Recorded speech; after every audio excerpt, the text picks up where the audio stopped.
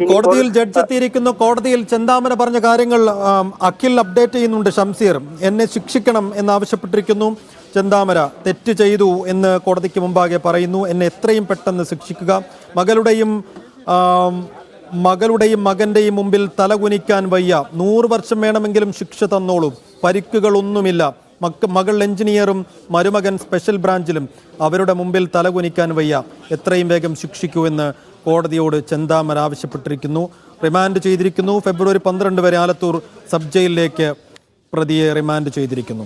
ഷംസീർ, ഇതിലിപ്പോൾ നല്ലൊരു കുടുംബ പശ്ചാത്തലമുള്ള കൂടിയാണെന്ന് മനസ്സിലാക്കുകയാണ്. മകൻ എഞ്ചിനീയറും മരുമകൻ സ്പെഷ്യൽ ബ്രാഞ്ചിലും. അവരുടെ മുന്നിൽ തലകുനിക്കാൻ വയ്യ. ഒരു 100 വർഷത്തേക്കെങ്കിലും ശിക്ഷിക്കൂ എന്നൊക്കെ പറയുകയാണ്. ഇന്നലെ പോലീസ് നൽകിയ സൂചനകൾ അനുസരിച്ച് കുറ്റബോധത്തിന്റെ ലാഞ്ചന പോലും അയാൾ കാണിച്ചിരുന്നില്ല എന്നതായിരുന്നു. പക്ഷെ ഇന്നിപ്പോൾ കോടതിയിൽ ഹാജരാക്കിയപ്പോൾ അങ്ങനെയല്ല. ഇങ്ങനെ കാണണം.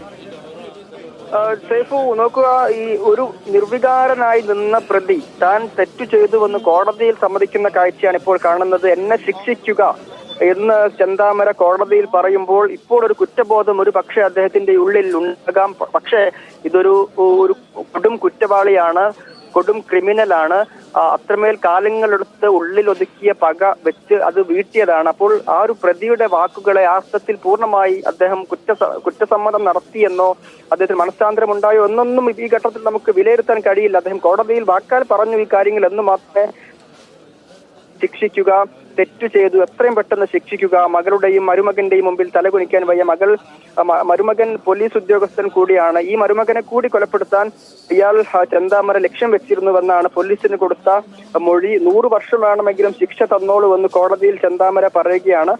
പരിക്കുകൾ ഒന്നും തന്നെ ഇല്ല എന്നും പറയുന്നു. 100 വർഷം വേണമെങ്കിലും ശിക്ഷ തന്നോളൂ എന്നൊക്കെ പറയുന്നത് അത് ഏത് രീതിയിലാണ് നമ്മൾ കാണേണ്ടതെന്ന് ഇപ്പോൾ നമുക്ക് പറയാൻ കഴിയില്ല.